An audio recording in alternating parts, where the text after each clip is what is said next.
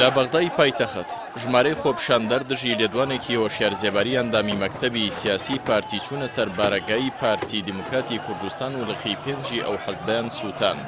من التواجد الميليشياوي الحشدي هەفتەی پێشوو هۆشیار زێباری لە گفتوگۆیەکی کەناڵی ئەلحوڕەی عراقی ڕایگەیاند حەشدی شعبی گروپێکی دەرچوو لە یاسایە و داوای کرد ناوچەی سەوزیان لێپاک بکرێتەوە.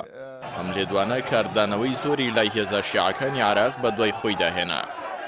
لە دژی لێدوانەکانی زێباری ژمارەیەک لە خۆپشاندەران لە بەغدا چوونە سەر بارەگای لقی پێنجی پارتی و سەرەڕایبوونی هێزی ئەمنی بەڵام بارەگاکە سووتێنرا.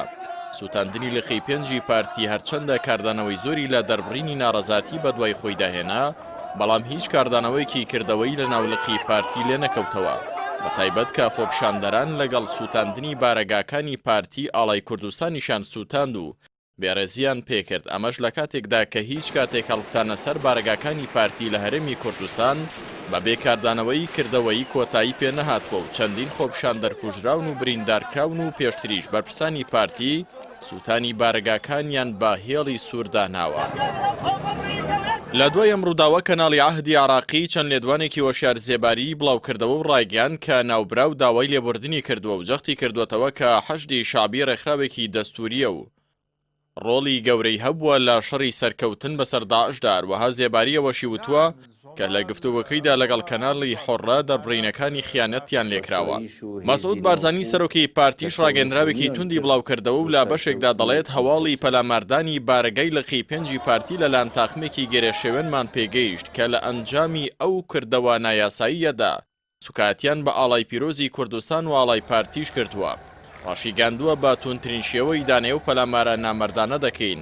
ئاماژەش دەکات کە ئەم کارە بەڕوونی دواکەوتووی و بێفەرهەنگی و عاقڵەتی ئەو تاقمە شەڕانگێزە بۆ هەموو لایەک دەردەخات.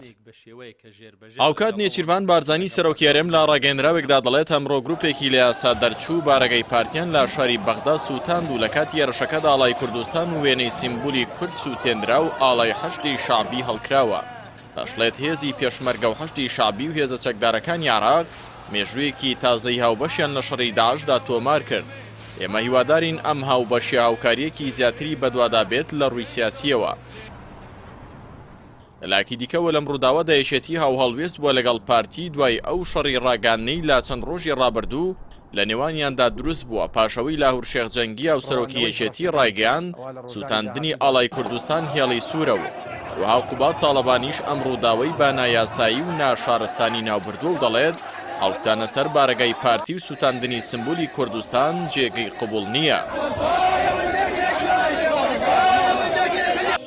لەسەر ڕووداوەکە حەشدی شعبی بەیاننامەیەکی بڵاوکردوێتەوە و ئەوەی ڕاگەاندووە لە هەستی خەڵکی تووڕە تێدەگەن ئەوانەی سوورن لەسەر پاراستنی خوێنی شەیدان و پشتیوانی لە دەربڕینی ناڕەواتی ئاشتیانە دەکەن و بەڵام کردەوەی تونوتیژی و کاری تێکدەرانە بە هەموو جۆرێک ڕەت دەکەنەوە. هەروەها هەر 5 پەرلەمانتار ئەحمەدی حاجی ڕەشید، هۆشیار عەبدوڵڵا ڕێبوارکەریم و غالب محەممەد و سەرکەوت شەمسەدین بەیاننامەیەکیان بڵاوکردوێتەوە و لە بەشێکدا ڕانگەاندووە ئێمە چەندین جار هۆشداریمان داوە لە بەکارهێنانی سیاسەتی تایفی و قەومی بۆ نانەوەی ئاژاوە و دوژمنکاری لە پێناو ئاڵۆزکردنی دۆخی سیاسی و ئەمنی بۆ بەدەستهێنانی دەستکەوتی حەزبی و شەخسی و لە بیربردنەوەی قەیرانەکانی هەرێمی کوردستان و عێراق کە گەلانی عێراق و هەرێمی کوردستانیش بێزار بوون لەم جۆرە گوتارانە. قيادات للحشد الشعبي